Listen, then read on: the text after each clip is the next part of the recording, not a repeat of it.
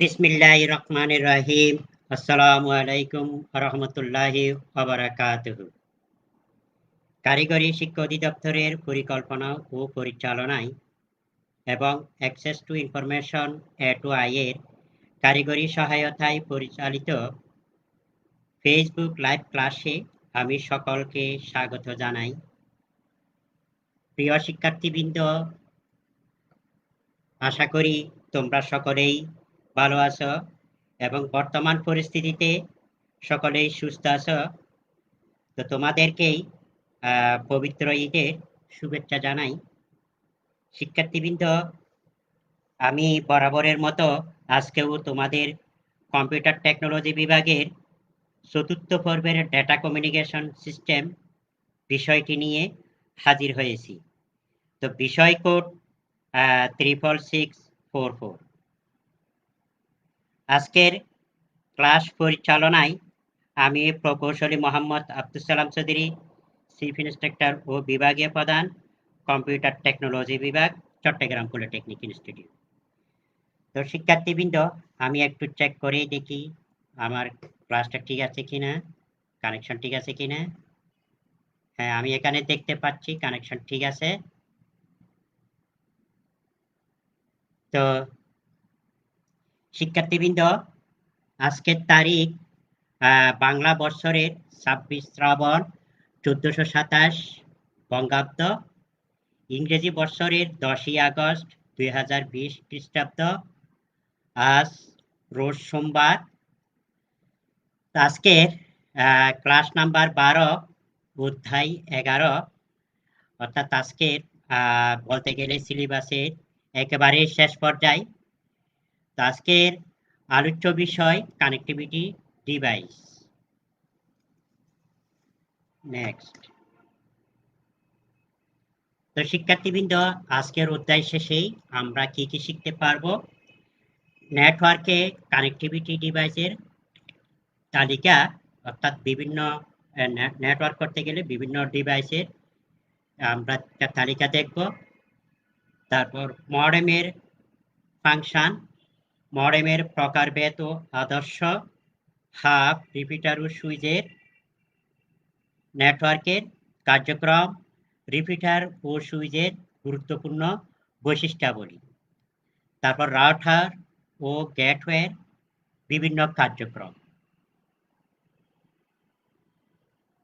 নেটওয়ার্কের কানেক্টিভিটি। তো শিক্ষার্থীবৃন্দ, নেটওয়ার্ক কানেক্টিভিটি ডিভাইসের তালিকা দেখার আগেই আমরা দেখি একটু ভূমিকায় দেখি নেটওয়ার্ক কানেক্টিভিটি ডিভাইসগুলো কি কি। আমাদের যে পিসিগুলি আছে, আমরা যে কম্পিউটারগুলি ব্যবহার করি, সেই কম্পিউটারগুলি দেখা যায় প্রয়োজনের তাগিদে এক কম্পিউটারের সাথে আরেক কম্পিউটারে আমরা সংযোগ দিই। তো অর্থাৎ এক বা একাধিক কম্পিউটারের সাথেও আমরা সংযুক্ত করতে পারি। তো একই রুমের মধ্যে অথবা একই জায়গায় যদি আমরা বেশ কতগুলি কম্পিউটারকে, 2 বা ততোধিক কম্পিউটারকে যদি সংযুক্ত করি, তাহলে এটাকে আমরা ল্যান কানেকশন বলি। তো এইরকম অনেক জায়গায়, বিভিন্ন জায়গায় এই ধরনের ল্যান কানেকশন আছে। এই ল্যান কানেকশনগুলিকে আবার একটা ল্যান লোকাল এরিয়া নেটওয়ার্ক বা ল্যান, এগুলি একটার সাথে আরেকটার সংযোগ দিতে হয়। তো যদি সংযোগ দিতে চাই, তাহলে আমাদের বেশ কিছু ডিভাইসের প্রয়োজন হয়। যেমন সেই ডিভাইসগুলির মধ্যে আছে রাউটার, তারপর আছে ব্রাউটার, তোমরা হয়তো স্ক্রিনে দেখতে পাচ্ছ। তারপর আছে gateway, CSU, DSU, channel service unit, digital service unit. তারপর আছে হাব, তারপরে আছে মডেম, তারপর সুইচ, ব্রিজ। এই কানেক্টিভিটি ডিভাইসগুলি দরকার। তো এর বাইরেও আমাদের ওই যে আরো কিছু আছে, মাইক্রোওয়েভ, স্যাটেলাইট, এই ধরনের আরো অনেক বড় বড় ডিভাইস আছে। তা আমরা এখন ছোট ডিভাইসগুলি, যেগুলি সহজে বহনযোগ্য, সেগুলি নিয়েই আলোচনা করতেছি। রাউটারের কাজটা কি? রাউটারের অপারেশনটা দেখি। রাউটারের দুটি প্রধান কাজ হলো, মূলত দুটি প্রধান কাজ, অর্থাৎ রাউটার এখানেই আমি এই যে নেটওয়ার্ক 1 নেটওয়ার্ক 2 এগুলি এক একটা নেটওয়ার্ক, অর্থাৎ ধরে নিতে পারি কোনো এক জায়গায় বেশ কতগুলি কম্পিউটার নেটওয়ার্কিং অবস্থায় আছে নিজেদের মধ্যে। তো এই ধরনের নেটওয়ার্ক 1 আছে, নেটওয়ার্ক 2 আছে, নেটওয়ার্ক 3 আছে, নেটওয়ার্ক 4 আছে, 5 আছে, 6 আছে, 7 আছে। এগুলি দূরবর্তী ভিন্ন ভিন্ন জায়গায়। এগুলি আবার প্রত্যেকের সাথে সংযুক্ত আছে। তো এখানে আমাদের যে রাউটার আছে, তাহলে রাউটারের কাজটা কি দেখি। রাউটারের প্রধান দুটি কাজ হলো এই যে কোন পথ দিয়ে আরেকটি নেটওয়ার্কে পৌঁছে যাবে, অর্থাৎ কোন পথ দিয়ে আরেকটি নেটওয়ার্কে পৌঁছে যায় তা নির্ধারণ করবে। অর্থাৎ একটা কম্পিউটার থেকেই যদি কোনো একটি মেসেজ পাঠাতে চাই, তাহলে যে রাউটারের কাজ হবে যে এটা কোন পথ দিয়ে বের হয়ে যাবে তা নির্ধারণ করবে, এবং সেই নির্ধারিত পথ রাউটারকে অন্য আরেকটি রাউটারকে, অর্থাৎ এখানে যেমন নেটওয়ার্ক 1 আছে, 1 এর এখানে যে কোনো একটি কম্পিউটার থেকে আমরা যদি কোনো একটি মেসেজ পাঠাতে চাই, তাহলে রাউটার করবে কি কোন পথ দিয়ে মেসেজটি যাবে সেটা আবিষ্কার করবে, নির্ধারণ করবে, এবং সেই পথ অন্য আরেকটি, অর্থাৎ এই নেটওয়ার্ক 2 তে এখানে যে রাউটার আছে সেই রাউটারকে জানিয়ে দেবে।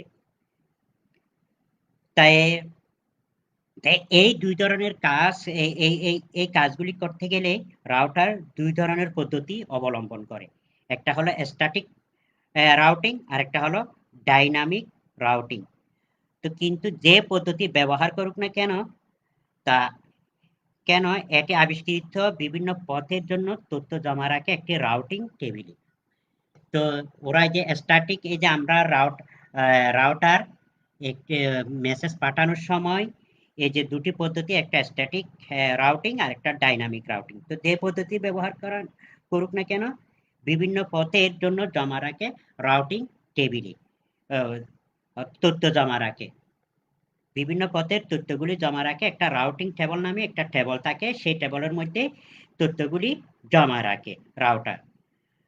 যখন অন্য কোনো নেটওয়ার্কে ডাটা পাঠানোর দরকার হয়, তখন রাউটার দেখে নেয় সে নেটওয়ার্কের পৌঁছার জন্য রাউটিং টেবিলে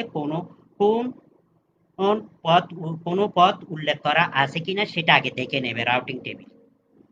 যখন, অর্থাৎ নেটওয়ার্কে যখন ডাটা পাঠানোর দরকার হয়, তখন রাউটার দেখে নেয় নেটওয়ার্কে পৌঁছার আগেই রাউটিং টেবিলে, যে একটা রাউটিং টেবিল আছে বললাম, রাউটিং টেবিলে যেমন এখান থেকে একটা ডাটা যদি পাঠাতে চাই, তাহলে রাউটার দেখে নেবে এখানে যে রাউটিং টেবিল আছে, রাউটিং টেবিল থেকে দেখে নেবে যে সেখানে কোনো তথ্য জমা আছে কিনা, অর্থাৎ কোন পথে যাবে তা উল্লেখ করা আছে কিনা। রাউটিং টেবিলে হয়তো কয়েকটি পথ পাওয়া যেতে পারে, এর মধ্যে সে বেছে নেবে, অর্থাৎ রাউটিং টেবিলের মধ্যে অনেকগুলি পথে যাওয়া যায়, এই ধরনের তথ্য জমা থাকতে পারে। তবে সে বেছে নেবে যে কোন পথে গেলেই তার সেই সময় কম লাগবে এবং সহজে যাওয়া যাবে এবং দ্রুত তথ্য পৌঁছানো যাবে এবং খরচও কম লাগবে। তো এই ধরনের এইগুলো অনেকগুলি নিয়ামকের উপর নির্ভর করে, যেমন ওই যে কোন পথে গেলে আমাদের খরচ কম লাগবে, কোন পথে গেলে সময় কম লাগবে, কোন পথে গেলে দ্রুত যাওয়া যাবে এবং ট্রাফিক জ্যাম কম হবে, সেইগুলির উপর নির্ভর করে। তো যেমন অনেকগুলো আপেক্ষিক এইরকম মান দেওয়া থাকে, এর মধ্যে একটাকে বলা হয় কস্ট।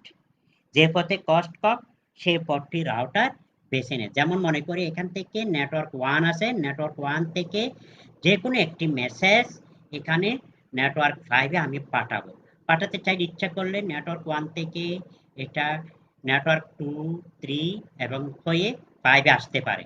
আবার ইচ্ছা করলে নেটওয়ার্ক 1 থেকে নেটওয়ার্ক 1, 4, 5 এ আসতে পারে। আবার সেদিকে না গিয়ে 1 থেকে 7, 7 থেকে 6, 6 থেকে 5 এ আসতে পারে।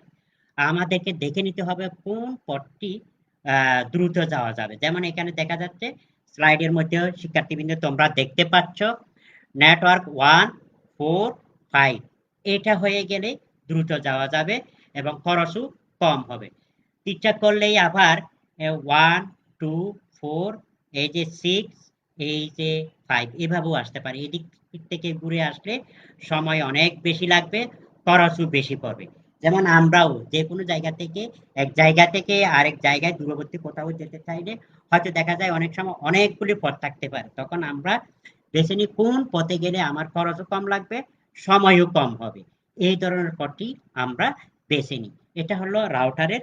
অনুরূপভাবে এখানে নেটওয়ার্কেও এক জায়গা থেকে আরেক জায়গায় যদি আমরা কোনো একটি মেসেজ পাঠাতে চাই, তাহলে রাউটার বেছে নেবে কোন পথে গেলে খরচ কম হবে, কোন পথে গেলে সময় কম লাগবে এবং দ্রুত ডাটা ট্রান্সমিট হবে, এই জিনিসটা রাউটার নির্ধারণ করে দেয়। নেক্সট, তাহলে দেখি রাউটারের কি কি কাজ, এটা একটু গুছিয়েই আমরা দেখতে চাই। এখানে দেখা যাচ্ছে রাউটারের অনেকগুলি কাজ দেওয়া আছে। প্রতিটি পোর্টের জন্য ভিন্ন ভিন্ন নেটওয়ার্ক অ্যাড্রেস ব্যবহার করা হয়। অনেকগুলি পোর্ট থাকে, প্রত্যেকটা পোর্টের জন্য আলাদা আলাদা আইপি অ্যাড্রেস ব্যবহার করে। তো নেটওয়ার্ক অ্যাড্রেসের উপর ভিত্তি করে রাউটিং টেবিল গড়ে তোলে। ব্রডকাস্ট ট্রাফিক অতিক্রম করতে দেয় না। অজানা ঠিকানার ডেটা প্যাকেটকে অতিক্রম করতে দেয় না। অর্থাৎ যে ডেটা প্যাকেটে কোনো ঠিকানা থাকে না, তাকে অতিক্রম করতে দেয় না। ডেটা ফ্রেমের নতুন হেডার যোগ করে। ট্রাফিকে যখন আমরা যদি ডাটাকে এক জায়গা থেকে আরেক জায়গায় পাঠাই, তখন ফ্রেম আকারে পাঠাই, তো প্রতিটা ফ্রেমে একটা হেডার যোগ করে দেয়। তো ট্রাফিককে অন্য প্রান্তে পাঠানোর আগে ডেটা ফ্রেমকে অবশ্যই রাউটারে পৌঁছাতে হবে। রাউটার কাজ করে ওএসআই। আমাদের ওএসআই 7টি ওএসআই মডেলের 7টি লেয়ার আছে। এই লেয়ারগুলির মধ্যে রাউটার কাজ করে নেটওয়ার্ক লেয়ারে। তো আরেকটা কানেক্টিভিটি ডিভাইস আছে, সেটা হলো ব্রাউটার। ব্রাউটারের কাজটা কি আমরা শিক্ষার্থীবৃন্দ আমরা একটু দেখে নিই। রাউটার এবং ব্রিজের কাজ করে। ব্রাউটার কাজ করে, এই যে বলে আসলাম রাউটার আছে, আরেকটা আছে ব্রিজ সম্পর্কে আমরা পরবর্তীতে পড়ব। উভয়ের কাজটি যে ব্রাউটার করে থাকে। ভিন্ন ধরনের প্রোটোকল সংযোগ করতে পারে, যেমন আমরা কোনো একটি নেটওয়ার্কে প্রোটোকল হিসেবে IEEE ব্যবহার করতে পারি, অথবা TCP/IP ব্যবহার করতে পারি। অন্য আরেকটি নেটওয়ার্কে X.25 প্রোটোকল আমরা ব্যবহার করতে পারি। এই ধরনের প্রোটোকল আলাদা আলাদা প্রোটোকল বিভিন্ন ধরনের প্রোটোকলের মধ্যে সংযুক্ত করে দেয় রাউটার। একই সাথে লেয়ার 2 অথবা ডাটা লিঙ্ক লেয়ার, তারপরে যে নেটওয়ার্ক লেয়ারে কাজ করতে পারে। এই যে ওএসআই মডেলের 7টি লেয়ার বললাম, এর মধ্যে ডাটা লিঙ্ক লেয়ার আছে, নেটওয়ার্ক লেয়ার আছে। এই দুটা নেটওয়ার্ক লেয়ারে একই সাথে রাউটার কাজ করে। রাউটেবল এবং নন রাউটেবল উভয় প্রকার প্রোটোকলে কাজ করে। যেখানে রাউটেবল অর্থাৎ নন রাউটেবল উভয় প্রকার প্রোটোকলে এটি কাজ করতে পারে। Next, modem. তো দেখি মডেমের কাজটা কি। আমরা আরো অনেক আগের লেকচারেও মডেম সম্পর্কে পড়ে আসছি।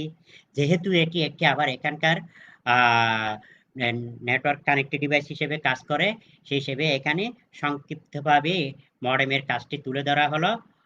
মডেমের কাজটা হলো মডুলেশন ডিমডুলেশন, অর্থাৎ মডেম হলো মডুলেশন ডিমডুলেশন ডিভাইস, যার মাধ্যমে ডাটাকে মডেমের সাহায্যেও ডাটাকে এক জায়গা থেকে অন্য জায়গায় পাঠানো যেতে পারে, স্থানান্তর করা হয়।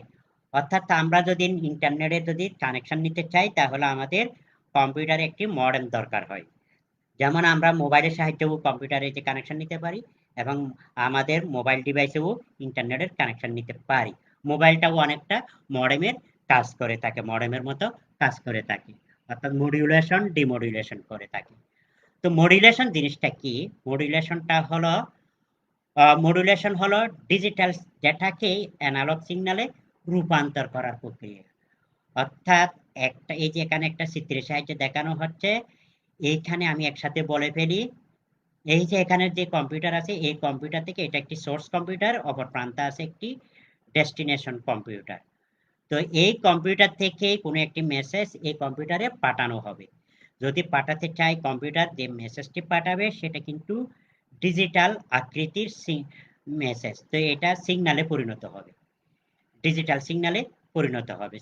তো ডিজিটাল সিগন্যালটি কিন্তু বাইরের যে জগৎ আছে বাইরের জগৎটি কিন্তু অ্যানালগ। আমাদের যে টেলিফোন লাইন এই টেলিফোন লাইনটি কিন্তু অ্যানালগ, তবে বর্তমানে এই আধুনিক যোগাযোগ ব্যবস্থার ফলে আমাদের ডিজিটাল পদ্ধতিও আমরা ব্যবহার করতে পারি, সরাসরি ডিজিটাল পদ্ধতি ব্যবহার করা যায়। যেমন আমাদের অপটিক্যাল ফাইবারের মাধ্যমে যদি ডাটা স্থানান্তর করতে চাই তাহলে এটি ডিজিটাল পদ্ধতিতে ট্রান্সমিট করবে। তো এইখান থেকে যে ডাটাটা ডিজিটাল ডাটা উৎপন্ন হবে সেটিকে মডেম কি করবে, অ্যানালগ পদ্ধতিতে তৈরি করবে। এই অ্যানালগ তৈরির মাধ্যমে পরিণত করার নামটা হচ্ছে ডিমোডিউলেশন, অ্যানালগ টু ডিজিটাল ডিমোডিউলেশন। তো এখানে অ্যানালগে যখন পরিণত হবে এটা টেলিফোনের লাইনের মাধ্যমে অপর প্রান্তে অ্যানালগ সিগন্যাল আকারে এই মডেমের মধ্যে চলে আসবে। এই মডেম করবে কি, অথবা ডেস্টিনেশন প্রান্তে যে মডেম আছে সেই মডেম করবে কি, অ্যানালগ সিগন্যালকে ডিজিটালে রূপান্তর করে অপর প্রান্তের কম্পিউটারে পৌঁছে দেবে ডিজিটাল আকারে। তো শিক্ষার্থীবৃন্দ মনে রাখার আমি একটা প্রসেস দেখাই দিই। এটা হলো এ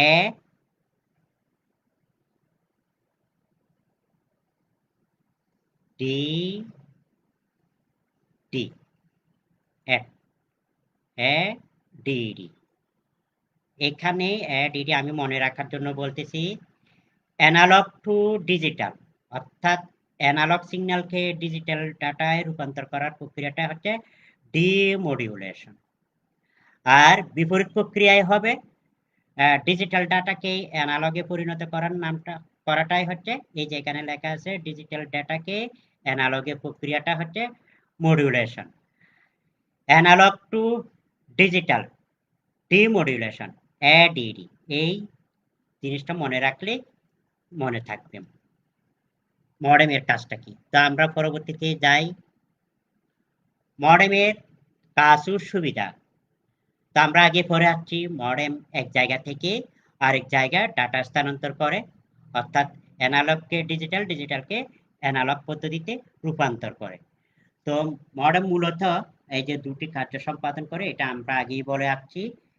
তো যে মডেম মডুলেশন কম্পিউটার হতে প্রাপ্ত ডিজিটাল সংকেতকে অ্যানালগ সংকেতে রূপান্তর করে নেটওয়ার্কে প্রেরণ করে, আর ডিমোডুলেশন অংশ রূপান্তরিত অ্যানালগ সংকেতকে ডিজিটাল সংকেতে রূপান্তর করে পুনরায় অন্য কম্পিউটারে প্রেরণ করে। এভাবে দুটি কম্পিউটারের মধ্যে মডেমের সাহায্যে যোগাযোগ স্থাপন করা যায়। মূলত এর উদ্দেশ্য হলো সহজেই আমরা সংকেত পাঠাতে পারি, আবার একই রকম ভাবে অন্য প্রান্তে আমরা আবার ডাটা পেতে পারি। তো মডেমের প্রকারভেদ ও আদর্শ।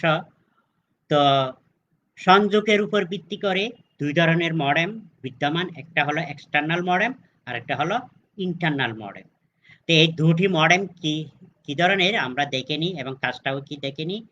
এক্সটার্নাল মডেমের বৈশিষ্ট্যটা কি, এক্সটার্নাল শব্দের অর্থ আমরা হয়তো জানি সবাই, এক্সটার্নাল মানে যেটাকে বাহ্যিকভাবে অর্থাৎ বাইরে থাকে যে মডেমটি। এখানে একটা মডেমের চিত্র দেখানো হচ্ছে এক্সটার্নাল মডেমের, যেটা কম্পিউটারের বাইরে স্থাপন করতে হয়।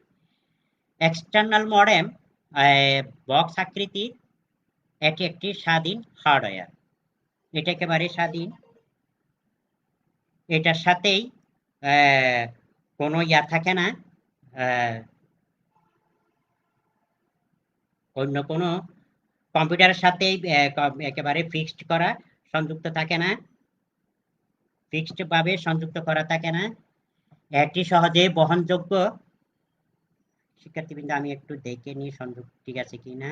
হ্যাঁ, এখনো সংযোগ ঠিক আছে, আচ্ছা চালিয়ে যেতে পারি।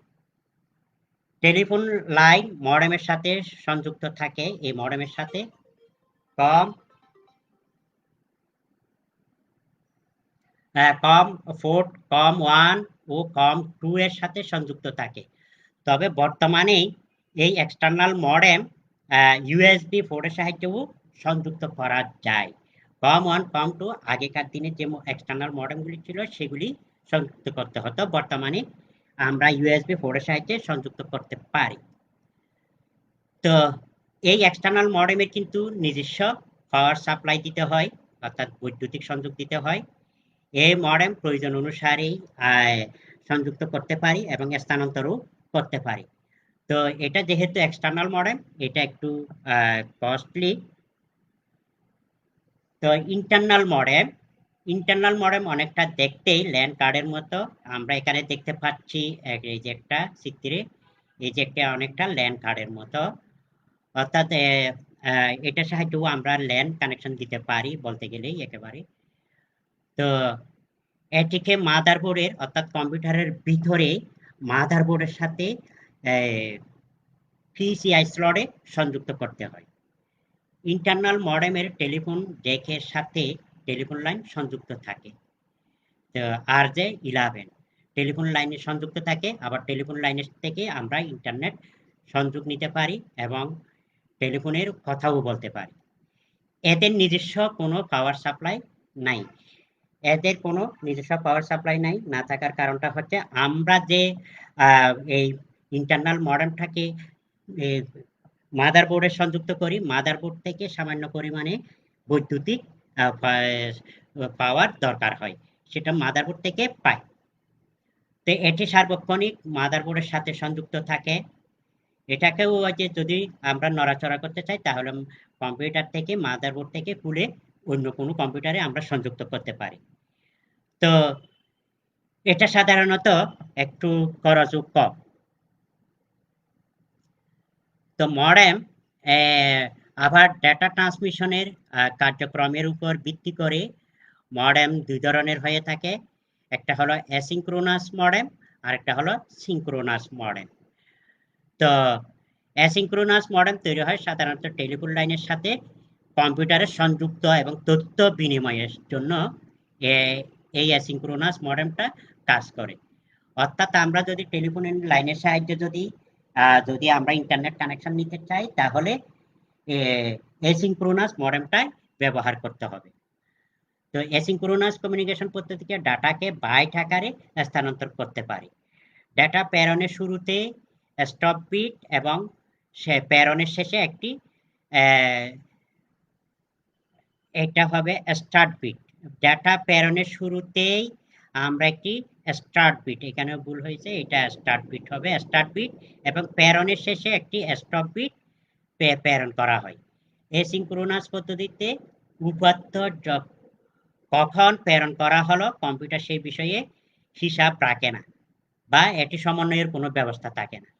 প্রাপক করে কি স্টার্ট এবং স্টপ বিটের মাধ্যমে উপাত্ত গ্রহণ এবং শেষ নিশ্চিত করে এবং ফেরিটি চেকের মাধ্যমে ত্রুটি নিয়ন্ত্রণ করে, যেটা আমরা সিঙ্ক্রোনাস এবং অ্যাসিঙ্ক্রোনাস পদ্ধতিতে ডাটা স্থানান্তরের পদ্ধতিতে ওইখানেও আমরা পড়ে আসছি। তো আগের লেকচারগুলিতে অ্যাসিঙ্ক্রোনাস মডেমের স্ট্যান্ডার্ড।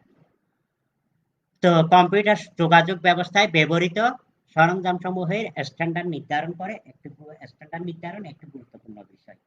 এর ধারাবাহিকতায় মডেমের স্ট্যান্ডার্ড থাকা প্রয়োজন। অ্যাসিঙ্ক্রোনাস মডেমের স্ট্যান্ডার্ড সাধারণত দুই প্রকার, যেমন highest compatible standard, international standard. এই দুটি স্ট্যান্ডার্ড ব্যবহার করা হয়। হাব, রিপিটার, সুইচ ও নেটওয়ার্কের কার্যক্রম। হাব জিনিসটা কি? হাবটা হলো এই যে বাস এবং রিং টপোলজি, আমরা টপোলজি সম্পর্কে পড়ে আসছি আগেই, ছাড়া অন্য যেসব টপোলজি আছে সবগুলিতে কেন্দ্রীয় ব্যবস্থাপনা থাকে। অর্থাৎ যেখানে বিভিন্ন অনেকগুলি যদি আমরা কম্পিউটারকে যদি নেটওয়ার্কের সাথে সংযুক্ত করতে চাই একটার সাথে আরেকটা, তাহলে আমাদের হাব প্রয়োজন। একমাত্র বাস এবং রিং টপোলজিতে দরকার হয় না। তো এই হাবটা দরকার হয়। যদি হাব না দিতাম তাহলে সবগুলি কেবলকেই বৈদ্যুতিক কানেকশনের মতো সোল্ডারিং করে যুক্ত করা হতো। যদি বৈদ্যুতিক সোল্ডারিং দিয়ে যদি আমরা যুক্ত করি তাহলে নেটওয়ার্ক কাজ করবে না। তাই হাবকে ব্যবহার করে কাজ করতে হবে। হাব করে কি? হাব এক প্রান্ত থেকে সিগন্যাল গ্রহণ করে এবং এই সিগন্যাল কোনো পরিবর্তন ছাড়া অন্য আরেকটি কম্পিউটারে তা পাঠিয়ে দেয়। সক্রিয় হাব, এটা হবে হাব। সক্রিয় হাব প্রথমে সিগন্যাল গ্রহণ করে এবং একে পুনরুৎপাদন করে বা অ্যাম্প্লিফাই করে। যদি দুর্বল হয়ে যায় সিগন্যাল, এটাকে শক্তিশালী করে অন্য আরেকটি কম্পিউটারে পাঠায়। ইন্টেলিজেন্ট হাব দ্বারা নেটওয়ার্ক অ্যাডমিনিস্ট্রেশনের কাজ করা হয়। হাবকে আমরা একাধিক নোড বিশিষ্ট একটি রিপিটার হিসেবেও চিন্তা করতে পারি। অর্থাৎ এটাও একটি রিপিটার, কিন্তু অনেকগুলি নোড থাকে, এই ধরনের চিন্তা করতে পারি। হাব ওএসআই রেফারেন্স মডেলের ফিজিক্যাল লেয়ারে কাজ করে। আমরা যে ওএসআই মডেলের যে 7টি লেয়ার আছে তার মধ্যে ফিজিক্যাল লেয়ারে হাব কাজ করে।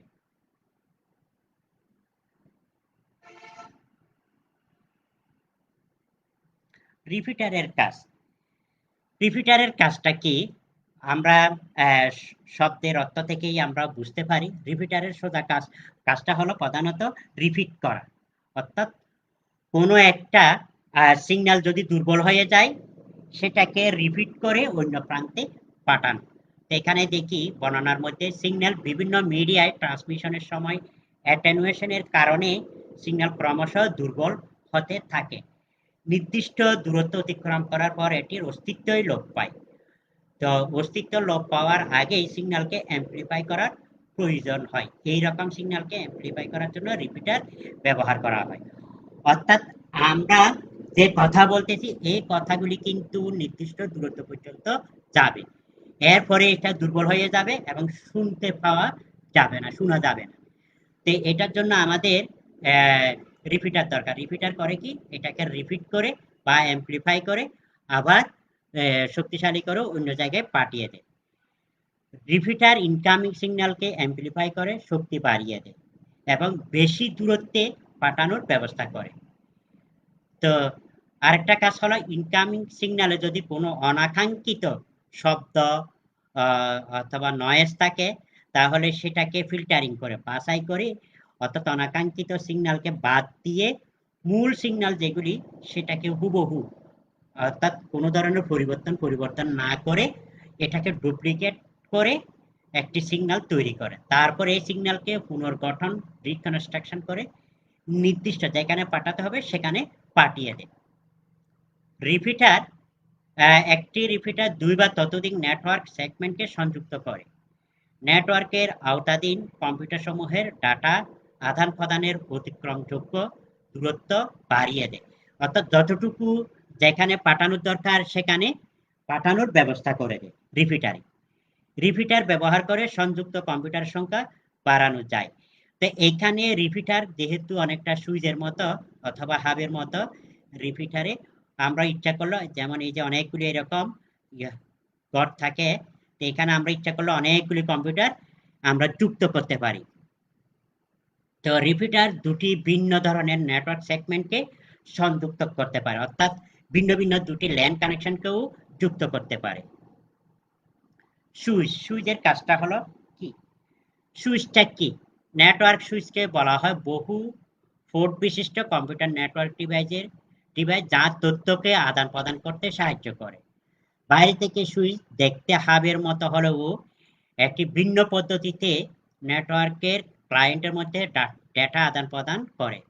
সুইচ সিগন্যাল গ্রহণ করার পর তা সরাসরি টার্গেট অন্য কোনো কম্পিউটারে পাঠিয়ে দেয়। তো সুইচের সুবিধাটা কি? সুইচের ডেটা আদান প্রদানে বাঁধার সম্ভাবনা কম, অর্থাৎ সুইচটাও অনেকটা হাবের মতো। হাবে যেমন অনেকগুলি যে কম্পিউটারের পোর্টকে আমরা যুক্ত করি, সুইচের সাহায্যেও আমরা যুক্ত করতে পারি। তবে এখানে সুবিধা হলো এখানে ডাটা আদান প্রদানের বাঁধাটা কম। ভার্চুয়াল ল্যান ব্যবহার করে ব্রডকাস্ট নিয়ন্ত্রণ করা যায়। আবার সুইচেরও কিছু অসুবিধাও আছে। এটা হাবের চাইতে একটু দামি, অর্থাৎ মূল্য একটু বেশি, কনফিগারেশন করা একটু জটিল, ডেটা ফিল্টারিং সম্ভব নয়, ডেটা ফিল্টারিং করা যায় না। এখানে অনাকাঙ্ক্ষিত যদি কোনো কোনো একটি সিগন্যাল পাঠানোর সময় অনাকাঙ্ক্ষিত যদি কোনো শব্দ যোগ হয়, সেগুলি ফিল্টারিং করা যায় না সুইচের সাহায্যে। গেটওয়ে জিনিসটা কি? গেটওয়ের বৈশিষ্ট্যাবলীটা কি? গেটওয়েটা হচ্ছে দুটি ভিন্নধর্মী নেটওয়ার্ককে কি করে? সংযুক্ত করে। বিভিন্ন ধরনের নেটওয়ার্কে যুক্ত করে এবং প্রোটোকলের ট্রান্সলেশনের সুবিধা দেয়। তারপর এটি ওএসআই রেফারেন্স মডেলের প্রায় সকল স্তরে, এই যে 7টি লেয়ার আছে, 7টি লেয়ারের মধ্যে কাজ করতে পারে। টিসিপি আইপি ভিত্তিক নেটওয়ার্কের ক্ষেত্রে রাউটার এবং গেটওয়ে একই অর্থে ব্যবহার করা হয়। রাউটার এবং গেটওয়ে টিসিপি আইপির মধ্যে একই অর্থে ব্যবহার করা যায়। যেখানে একাধিক প্রোটোকল ব্যবহার করা হয়, সেখানে গেটওয়ে অবশ্যই ব্যবহার করতে হয়। অর্থাৎ আমি একটা উদাহরণ সাহায্যে বুঝাই। ধরি একটি জায়গায় একটা কতগুলি কম্পিউটার নেটওয়ার্কিং করা অবস্থায় আছে, সেগুলিতে অপারেটিং সিস্টেম হিসেবে ব্যবহার করা হয়েছে উইন্ডোজ। আবার অন্য কোনো জায়গায় বেশ কতগুলি কম্পিউটারকে আবার নেটওয়ার্কিং করা অবস্থায় আছে, সেগুলিতে অপারেটিং সিস্টেম হিসেবে ব্যবহার করা হয়েছে লিনাক্স। এই সমস্ত এই দুই জায়গার ল্যানের মধ্যে যদি আমরা যোগাযোগ করতে চাই, এই যোগাযোগ করার প্রক্রিয়াটা গঠন করে দেয় গেটওয়ে। গেটওয়ে এই কাজটি করে দেয়, সুবিধা করে দেয় উভয় এর মধ্যে যোগাযোগের, অর্থাৎ ডাটা আদান প্রদানের যে সুবিধাটা করে দেয় গেটওয়ে। ভিন্ন ধর্মী অপারেটিং সিস্টেমের মধ্যে সুবিধাটা করে দেয়। গেটওয়ের ব্যবহার, তো গেটওয়ের ব্যবহার এখানে দেখানো হলো। গেটওয়ে ভিন্নধর্মী প্রোটোকল বিশিষ্ট নেটওয়ার্কে যুক্ত করতে পারে, যেটা আমি আগেই বলে আসছি। তবে এটি রাউটারের চেয়ে শক্তিশালী ডিভাইস। তো গেটওয়ে নেটওয়ার্কের ব্যবহৃত বিভিন্ন ধরনের প্রোটোকল ব্যাখ্যা ও অনুবাদ করতে সক্ষম। এটি ওএসআই রেফারেন্স মডেলের প্রায় সকল স্তরে কাজ করে। পিসি ভিত্তিক ইমেইল সিস্টেমে, আইবিএম ভিত্তিক মেইন ফ্রেমে কম্পিউটারের মধ্যে ইমেইল যোগাযোগ করতে গেটওয়ে ব্যবহার করা আবশ্যক। আমরা যদি আমাদের যে কম্পিউটারগুলি আছে, সেই কম্পিউটারগুলি কিন্তু পিসি ভিত্তিক ইমেইল, অর্থাৎ আমরা উইন্ডোজ ব্যবহার করতেছি। হয়তো আমি যদি একটি ইমেইল পাঠাতে চাই দূরবর্তী কোথাও আমার কোনো বন্ধুর কাছে, তাহলে হয়তো বন্ধুর কম্পিউটারে আইবিএম ভিত্তিক মেইন ফ্রেম, অর্থাৎ উনি বন্ধুর কম্পিউটারে আমার দূরবর্তী যার কাছে পাঠাবো ডেস্টিনেশন কম্পিউটারে, সেখানে হয়তো অপারেটিং সিস্টেম হিসেবে আছে লিনাক্স। তাহলে আমি এখান থেকে যে মেইলটা পাঠাবো, সেই মেইলটা যাতে অপর প্রান্তে পড়তে পারে সেই ব্যবস্থা করে দেয় গেটওয়ে। টিসিপি আইপি ভিত্তিক নেটওয়ার্কের ক্ষেত্রে রাউটার এবং গেটওয়ে একই অর্থে ব্যবহার করা হয়। রাউটার এবং গেটওয়ে একই অর্থে ব্যবহার করে কে টিসিপি আইপি ভিত্তিক। তো শিক্ষার্থীবৃন্দ, আজকে এইটুকু রেখেই আমরা শেষ করতে চাই আমি। তো তোমাদের যদি আজকের লেকচার সম্পর্কে যদি কোনো প্রশ্ন থাকে, তাহলে তোমরা অবশ্যই আমাদেরকে প্রশ্ন করবে। আমাদেরকে প্রশ্ন করার ফেসবুক পেজ হলো স্কিল পোর্টাল বাংলাদেশ, অথবা ওয়েবসাইট আছে https://facebook.com/skills.gov.pd। এই সাইডে গিয়ে তোমরা যদি কমেন্ট বক্সে যদি কমেন্ট করে প্রশ্ন করো, তাহলে আমরা পরবর্তীতে হলেও উত্তর দিয়ে থাকবো। তো শিক্ষার্থীবৃন্দ, আজকে এইটুকু রেখে শেষ করতে চাই। তোমরা সকলেই ভালো থাকো, সুস্থ থাকো, সবাই বাড়িতেই অবস্থান করো, নিরাপদ থাকো।